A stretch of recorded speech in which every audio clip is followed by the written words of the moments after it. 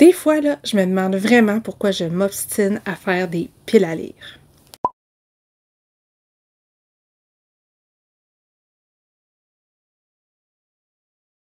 Allô, allô, c'est Karine de Mon Coin Lecture et aujourd'hui, on va constater l'état du désespoir. En fait, inquiétez-vous pas, j'ai pas l'intention de vous faire un recap de tous les challenges que j'ai essayés et ratés depuis le début de l'année, mais j'en avais 3 qui couraient sur toute l'année 2023 et c'est ceux-là qu'on va regarder parce que techniquement, on est début décembre et je voudrais voir qu'est-ce qu'il me reste à faire pour que je sois capable de les compléter. Et là, si vous entendez des drôles de bruit ou si vous voyez que j'ai de la difficulté à me retenir pour pas rire, c'est que je ne suis pas toute seule. J'ai Miss ma nièce, grande lectrice, qui joue au caméraman. Elle est derrière la caméra. Elle essaye de pas faire de bruit, mais c'est clairement pas gagné, là. Je la connais. Et en plus de ça, elle me fait des faces simples en essayant de me faire rire, sinon c'est pas drôle.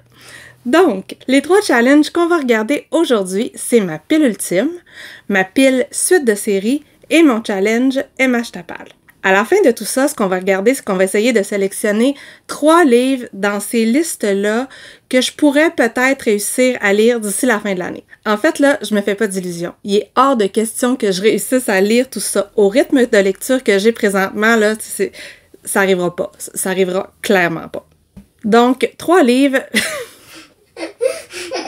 Si on se dit 3 livres, peut-être que c'est raisonnable. Et si je suis vraiment, vraiment gentille, peut-être que je vais vous laisser choisir lesquels sur mon compte Instagram. Donc, on regarde tout ça. On va commencer avec la pile ultime. Premier roman dans cette pile, c'était Martin Eden de Jack London. Et là, je vous envoie regarder ce que j'en avais dit à l'époque. Anne-Charlie, bouge pas. OK. Sérieux, là? Ça doit faire 8 personnes qui me disent qu'il faut que je lise ce roman-là, dont Sous le ciel, et avec Sous le ciel, on a quand même beaucoup de goûts communs. Donc, j'ai très envie de le lire. Sauf que Jack London, pour moi, c'est Cro-Blanc. J'ai eu la peur de ma vie quand j'avais écouté le foutu film quand j'étais jeune et j'ai jamais voulu le relire depuis. Fait qu'en vrai, là, j'ai jamais lu Jack London. Fait que j'ai un petit peu peur. Je l'ai adoré, adoré, adoré.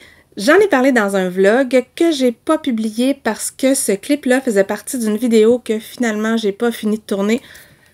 Ma vie, my life. Ça parle d'écriture, ça parle des désillusions du monde de l'écriture. Bref, super lecture, check. Deuxième item sur cette pile, c'était Blackwater, pour faire comme tout le monde. Je la voulais tellement l'année passée, là. C'était comme une obsession, il me la fallait. Mais je voulais la version de Monsieur Toussaint Louverture, absolument. Donc, il y a un membre de la communauté de Séverine, je sais pas si ça veut que je la nomme, fait que je la nommerai pas, qui m'a gentiment envoyé toute la série. J'ai presque fait une danse de la joie. Puis savez-vous quoi? Je ne l'ai pas encore lu. Et je l'ai lu. Non seulement j'ai lu le premier, mais j'ai lu les 6 tomes de la série. Puis là, vous vous dites, pourquoi elle dit que c'est terrible, ces challenges? C'est pas si pire que ça. En fait, celui-là, il est pas si terrible. Vous allez voir, mais les autres, c'est une catastrophe. J'ai beaucoup aimé Blackwater. C'est un livre qui a été publié il y a plusieurs années quand même. Certes, on n'est pas dans l'horreur actuelle, on n'est pas dans les thèmes actuels, mais quand même, j'ai beaucoup aimé l'atmosphère, l'étrangeté, un peu qu'est-ce qui se passait dans tout ça. Je me suis attachée à ces personnages-là et j'ai passé un excellent moment de lecture à Blackwater. Troisième roman de cette pile, je voulais lire Catch-22 de Joseph Heller. Et là, ça date de mon adolescence. J'avais un groupe d'amis qui lisaient pas nécessairement la même chose que moi. Ils tripaient sur Catch-22 de Joseph Heller. Bien sûr, je le sais c'est quoi la Catch-22, là, mais j'ai pas lu le livre. Si on compte, là, ça fait 32 ans que je m'obstine à pas lire ce livre qu'ils m'ont donné. Je l'ai en cadeau ici. Cette année, ce sera l'année de tous les dangers et je vais lire Catch-22. C'est aussi bien d'être bon. Soyons franches, regardez le livre. Il y a un signet ici, en fait, ça doit être une facture quelconque. Et il est là depuis avril, donc 8 mois, 7 mois et 3 quarts. Ouais.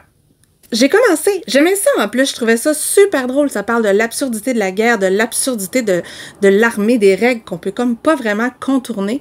Mais on dirait que je n'étais pas capable de retourner lire ça. Il y a tellement de personnages, ça va partout. Je sais pas. Il faudrait que je le finisse, par exemple. Il faudrait, mais je me demande si de lire le reste, ça va m'amener plus que d'avoir lu le début. We'll see. Quatrième livre, je voulais poursuivre ma découverte de Schnitzler et lire Thérèse. Arthur Schnitzler, c'est un auteur de qui j'ai tout aimé ce que j'ai lu. Et Thérèse m'avait été recommandée par une amie quand j'étais à l'université. C'est toujours resté dans un coin de ma tête, surtout que j'aime Schnitzler. Si vous aimez Zweig, essayez Schnitzeler, ça se peut que vous aimiez. On a un peu la même vibe, le même courant de pensée qui nous fait voguer sur ces mots. Bravo à moi, je l'ai lu, je l'ai beaucoup aimé, j'aime toujours autant la plume de Schnitzeler et ouais, je vais continuer, c'était top. Check! Hey, ça fait 3 sur 4 quand même. What is that? 5e livre, il s'agissait de relire Colm Tóibín et je sais que je le prononce d'une façon épouvantable. En fait, je prononce comme ça s'écrit, puis c'est probablement pas ça. Et je voulais lire The Master, le maître. Dans les romans que j'ai lus de lui, je les ai tous aimés. Je trouve qu'il y a un don pour mettre une atmosphère assez capotée. Et celui-là en particulier, je suis certaine que je vais être capable de le mettre dans un de mes thèmes. Et c'est écrit dans le ciel qu'il faut que je lise. J'en ai trop entendu parler partout dans une courte période de temps. Tu sais, des fois, un roman, on n'entend jamais parler, puis en 4 jours, c'est comme 4 fois. Non, il faut. Savez-vous quoi? Je l'ai lu. Le maître en question, c'est Henry James. Ça m'a donné vraiment envie de lire cet auteur-là parce que je suis maintenant très curieuse. Par contre, je pense que j'aurais apprécié davantage la lecture du roman de Tóibín si j'avais connu d'avance ses œuvres. Parce qu'ici, on discute des contextes dans lesquels il les a écrites, ce qui a pu les inspirer parfois, puis ben moi, j'avais jamais lu les livres, fait que c'est un petit peu embêtant. Je dois tellement regarder bizarrement parce que je regarde ma nièce qui est en arrière au lieu de regarder la caméra. Bravo! Je voulais également me donner un petit défi avec la théorie des cordes de Somoza. En fait, j'espère vraiment que je disais de quoi d'intéressant dans la vidéo que j'ai pas regardée avant de tourner celle-là parce qu'autrement, je vais être mal pris. Barbie, tu pourras la faire avec moi. Moi aussi, je suis intéressante. Toujours. Oui. Bouge plus, intéressante. Gros trip à moi de moi, je veux continuer ma découverte de Somoza. J'ai adoré l'APA, j'ai adoré la Dame numéro 13 l'année dernière et cette année, je veux lire La théorie des cordes parce que le résumé a l'air époustouflant, il y a un truc de physique là-dedans. Je veux pas trop savoir parce que je veux découvrir à mesure, mais ça a l'air génialissime. Donc, je veux lire ça cette année, je veux relire un Somoza, je suis tombée en amour avec cet auteur-là. La théorie des cordes, c'est une lecture qui est demandante, autant cognitivement qu'en termes de temps. Moi, j'ai beaucoup aimé ça, c'était une méchante ride de lire ce roman-là. On parle dans les théories scientifiques, la fameuse théorie des cordes, un peu de monde parallèle, de voyage, en tout cas, c'est très particulier. J'ai aimé les explications, j'ai aimé comment tout ça se terminait, j'aime ça, ce genre de fin-là. Bref, une réussite encore une fois pour moi avec Somoza. Je suis pas pire hein, dans ce challenge-là, je l'avais dit. 7e livre, il s'agissait de Kindred de Octavia E. Butler. J'en ai entendu parler sur plusieurs chaînes et j'aurais vraiment envie de lire Kindred cette année. C'est une autrice que je veux vraiment découvrir. D'après ce que j'ai cru comprendre, c'est une autrice noire qui écrit de la SF avec dedans les enjeux relatifs aux communautés noires. Donc, bien entendu, ça m'intéresse. Il paraît que c'est génial. Donc, on va essayer cette année. Et j'étais vraiment dans le thème du voyage dans le temps pour cette pile-là parce qu'il s'agit encore de ça. Kindred, là, il va faire partie de mes tops de l'année. Je devrais pas vendre mes punchs, hein. C'était un roman que j'ai adoré, c'était extraordinaire, ça fait voir les choses d'une autre façon. Une femme dans les années 70, Mania, c'est vraiment drôle, qui se retrouve à voyager dans le temps de l'esclavage. C'est épouvantable ce qu'elle vit là-bas et son regard de femme actuelle versus la condition des gens, c'est génial. J'ai adoré ce roman-là et je veux tout lire, cette autrice-là. Numéro 8, La maison dans laquelle... Ouais, le roman qui m'a demandé la moitié de mon automne. Cette fois-ci, c'est Cornelius, de la chaîne Cornelius, qui, à chaque fois qu'on parle de trucs qu'on a aimés tous les deux, il me dit « Il faut que tu lises La maison dans laquelle ». Donc, en 2023, je lirai La maison dans laquelle. J'ai aucune espèce d'idée de quoi ça parle, mais j'imagine que dedans, il y a une maison. Je dois avouer que quand je l'ai commencé, je ne m'attendais pas à ça. En fait, je suis arrivée au milieu du roman, puis je ne m'attendais pas à l'avoir aimé autant, puis avoir mis un 5 étoiles. Parce que oui, j'ai mis un 5 étoiles à ce roman-là, même si ça m'a pris 2 semaines et la moitié du livre à rentrer dedans. Parce que c'est weird, la maison, la fameuse maison. En fait, je vous explique de quoi il s'agit. C'est des enfants handicapés qui se retrouvent dans un genre de pensionnat, et c'est en même temps une métaphore du passage à l'âge adulte. C'est génialissime ce roman-là. Et on arrive à la fin, et là, on comprend plein de choses parce que ça se passe à différents moments. Il y a des nuits, des contes, c'est fascinant. Et à la fin, là, tu comprends, tu dis « Ah mon Dieu, j'en ai manqué plein de bouts. » Puis tu recommences, puis tu relis. En tout cas, j'ai adoré cette lecture-là. Ça a été vraiment un roman qui va être marquant pour moi et que j'ai pratiquement déjà tout relu. Donc oui, j'ai lu ça. Check! Fait dire ma nièce. Comme vous pouvez le remarquer, dans cette pile-là, j'avais mis des romans qui me faisaient un petit peu peur et qui n'étaient pas si simples d'accès que ça. J'avais donc L'autre comme moi de José Saramago. En tout cas, celui-là, là, je sais jamais. Le M puis le R, je me trompe tout le temps. Et il était question ici de la notion du double. Anne-Charlie, il faudrait vraiment que tu arrêtes de bouger parce qu'on t'entend. C'est un auteur portugais et on m'a conseillé, reconseillé et re-reconseillé L'aveuglement. Moi, je vais lire L'autre comme moi. Cette fois-là, je vous avoue, c'est pas juste l'esprit de contradiction. Le truc, c'est que je suis pas complètement masochiste. Et je crois que dans L'aveuglement, ça parle d'une épidémie, ça parle d'un virus qui rend les gens aveugles. C'est comme, non, non, je vais pas me taper ça. Pas après la COVID, c'est no way que je me tape une histoire d'épidémie, non. Mais j'ai envie de découvrir l'auteur. Et j'ai vu que dans L'autre comme moi, ça semblait parler de double. Donc ça m'intéresse par contre. Et en plus, oh magie, il est dans ma pile depuis 12 ans. Ce livre-là, il a l'air de rien, il est tout petit quand on le prend, on dit on va lire ça super rapidement, mais en fait non, parce qu'il n'y a pas de dialogue, il n'y a pas de paragraphe, c'est vraiment pas si simple que ça. Les lignes de dialogue sont inscrites dans le texte, les thèmes, c'est compliqué, on se demande si le personnage est sain d'esprit. C'est un roman que j'ai aimé, mais qui m'a pas fait capoter non plus. Là. Tu devrais montrer tes livres. Oui, je devrais, mais c'est parce qu'ils sont dans mon bordel que tu peux constater, toi, parce que toi, tu le vois. Ouais. Tu comprends que ça peut être compliqué de trouver un livre. Ah, toi, t'es généreuse. Je sais. 10e roman, il s'agissait du Moine de Matthew Lewis. J'ai réalisé que j'avais lu aucun des 3-4 vrais fondateurs et celui-là, c'est celui qui me tente le plus parce qu'il paraît qu'il y a un côté fantastique là-dedans. J'ai hyper hâte de voir comment c'est traité, mais des fois, les romans de cette époque-là, ça peut être légèrement fastidieux. Donc, nous verrons, mais cette année, c'est clair que je le lis. Je ne sais pas si je l'ai dit dans le clip de présentation, mais je m'étais mis dans la tête, quand j'ai parlé de roman gothique l'année dernière, de lire certains des précurseurs du roman gothique, et Le Moine en faisait partie. C'est un roman qui, bien entendu, est daté. Moi, j'ai tout de même apprécié ma lecture, j'ai trouvé ça intéressant de voir à quel point les mentalités ont changé. Tu sais, là-dedans, la femme, c'est le mal avec un grand L, c'est la tentation. Le mal avec un grand L. Oh! Oh! D'accord. T'as pas dit M? Non. Ouais. L'âme. Pose pas de questions. Bon, on revient. Je l'ai lu, je l'ai quand même apprécié et je vais clairement continuer à lire les fameux 3 précurseurs du roman gothique.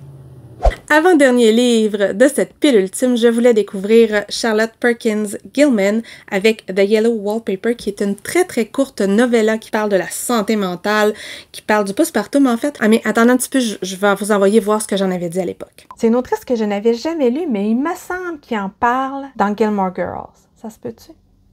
C'est un roman qui a été écrit à la fin du 19e siècle, ça a été traduit par La Séquestrée et ça traite de maladie mentale.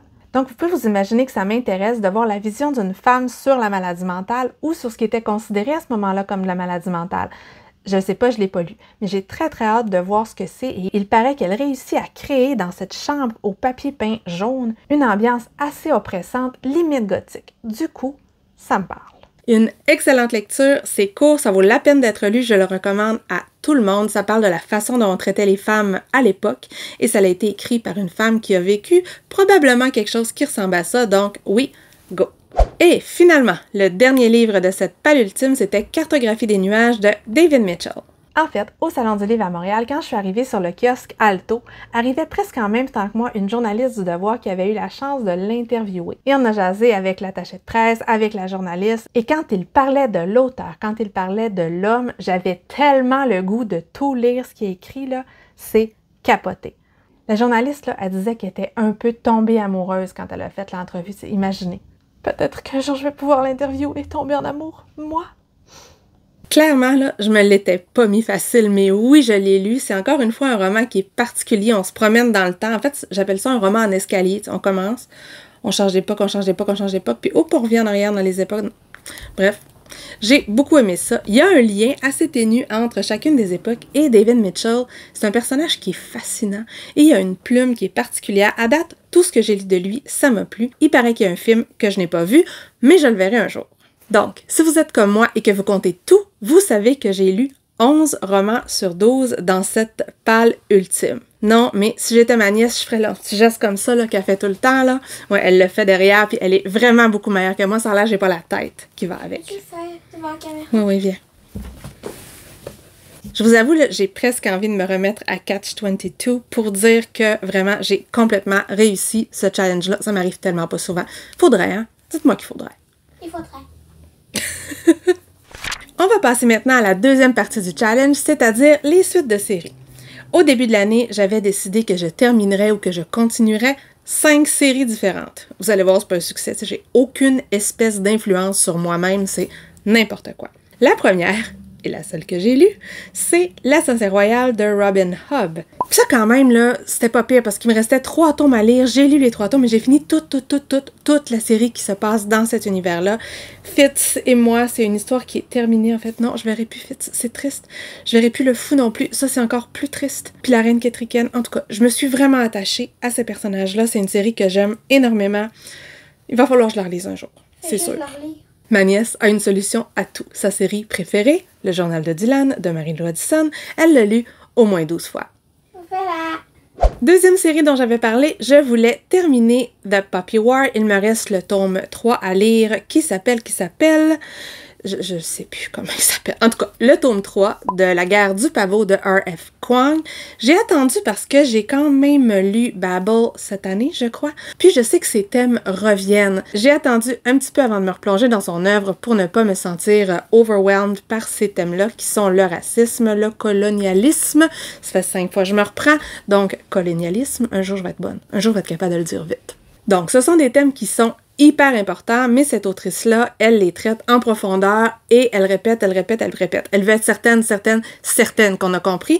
Et moi, habituellement, je comprends assez vite. Fait que je viens que ça me gosse, donc c'est pour ça que j'ai attendu avant de lire la fin. Est-ce que je suis en train de me trouver des excuses? Peut-être. Ensuite de ça, troisième série. J'avais entendu dire que la saga Jade City de Fonda Lee allait sortir en français et je voulais avoir terminé les tomes 2 et 3 avant qu'ils sortent en français. Faut pas chercher à comprendre, il y en a pas de bonne raison. J'avais décidé que je voulais ça, j'avais bien aimé le premier tome, je l'ai lu il y a quelques années et je voulais finir.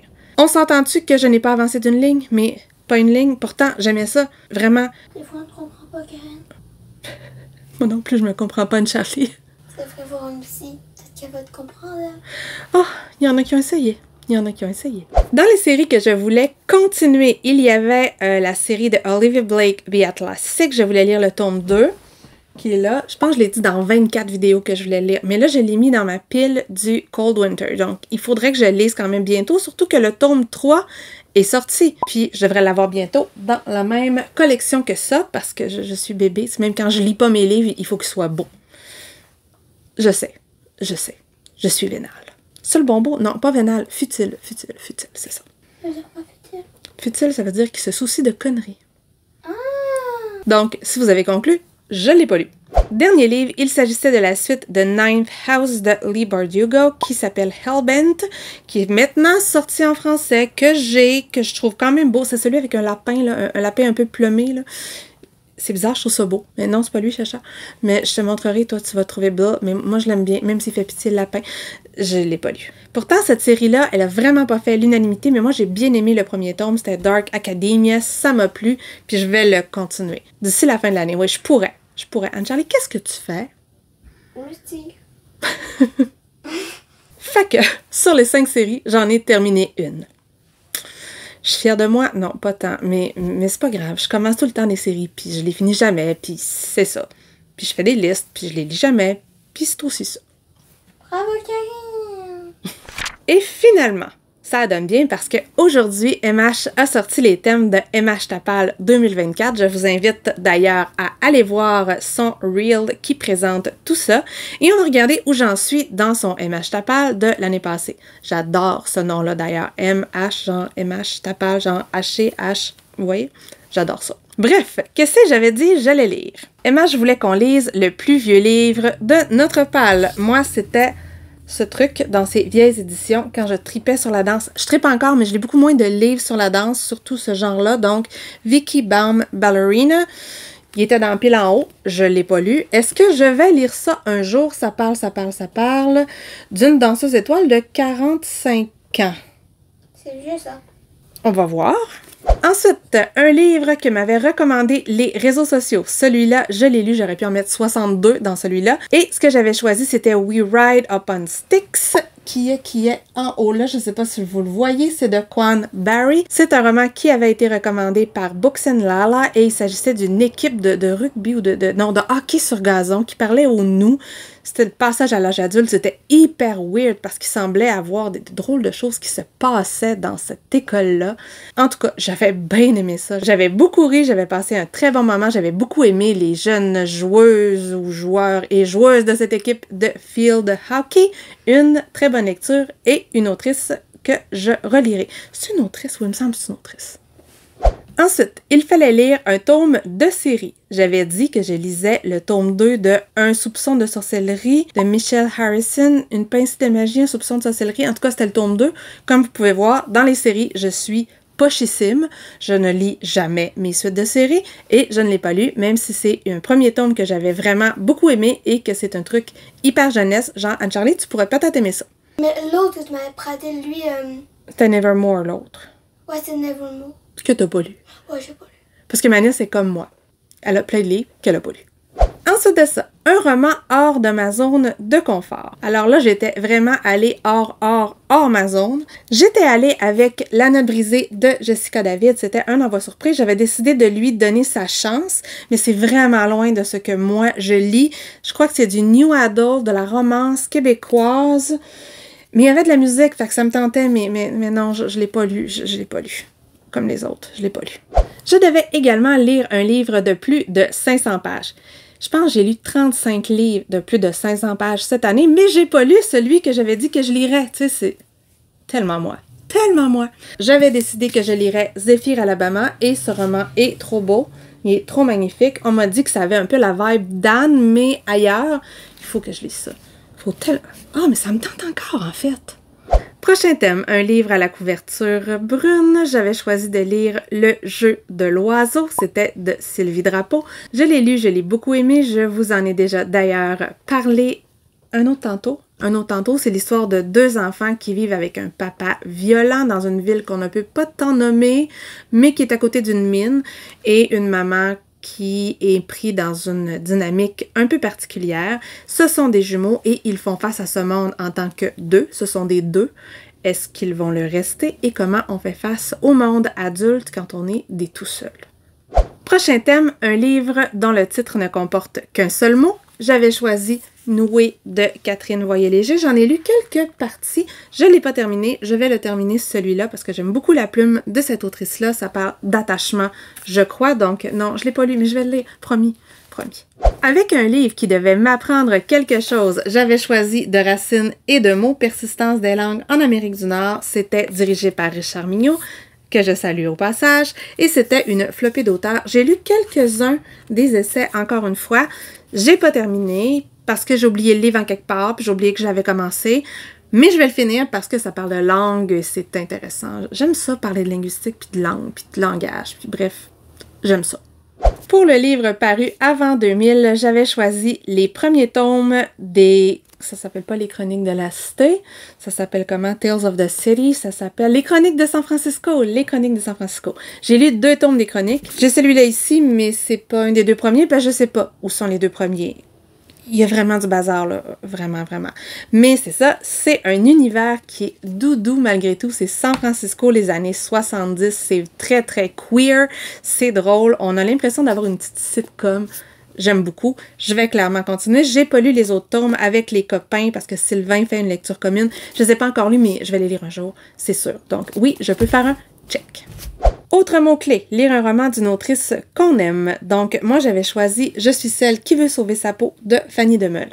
J'ai tout aimé ce que j'ai lu de Fanny Demeule. J'aime sa façon d'écrire, j'aime sa façon de se perdre dans les méandres de son esprit, sa façon de faire des trucs énormes avec des choses qui pourraient sembler très très petites au départ. J'aime son obsession pour l'obsession. Tout ce qu'elle écrit me plaît, elle est adorable en plus. Donc j'ai lu celui-là. C'est pas mon préféré. En fait, c'est celui que j'ai le moins aimé de l'autrice, mais ça veut pas dire que elle, je l'aime pas. C'est juste lui mon moins préféré. Par contre, le thème était quand même hyper intéressant. C'est des nouvelles. En fait, j'aurais pas dû dire le thème, j'aurais dû dire les thèmes, mais c'était un petit peu inégal. Il y en avait qui étaient meilleurs que d'autres pour moi, mais là, après tous ces mois, ne me demandez pas lesquels, j'en ai aucune espèce d'idée. Finalement, parce qu'on arrive à la fin, dernier roman de cette pile, j'avais pigé un livre au hasard et c'était de Hervé Joubert, le premier tome de la trilogie Morgenstern. C'est un roman que j'ai dans ma pile depuis 10 ans, je pense. Ouais, il est sorti en 2002. Ça doit faire 10 ans, ou presque, ou voire même plus que je l'ai dans ma pile. Et quand je l'avais pigé, j'avais dit « Wow, ça a l'air trippant, c'est du voyage dans le temps. » J'étais vraiment dans un trip voyage dans le temps cette année. Puis je n'ai lu vraiment plein d'ailleurs, mais pas lui. Ben, plein d'autres, mais pas lui. Je m'énerve des fois. Alors, ça fait le tour pour les 3 challenges qui couraient sur toute l'année et que je voulais terminer dans une autre vie. Peut-être. Bref, dans tout ça, est-ce qu'il y a des titres que je n'ai pas lus et que vous voudriez me voir lire? Des livres sur lesquels vous voudriez avoir mon avis? Dites-moi tout en commentaire. Vous pouvez m'écrire des commentaires. Hein? J'aime ça, jaser de livres. C'est pour ça que je suis sur les réseaux sociaux, donc n'hésitez pas. Et vous pouvez d'ailleurs me faire un petit emoji. Ah oui, un petit emoji avec un check. Genre une petite flèche, là. Un petit emoji comme ça, si vous êtes rendu jusque-là. Comme d'habitude, si vous avez aimé la vidéo, vous pouvez faire un like, vous pouvez la partager. Ou, soyons fous, vous abonner à ma chaîne si mon contenu vous intéresse. Sur ce, je vous souhaite une bonne fin de journée, de bonnes lectures et à la prochaine!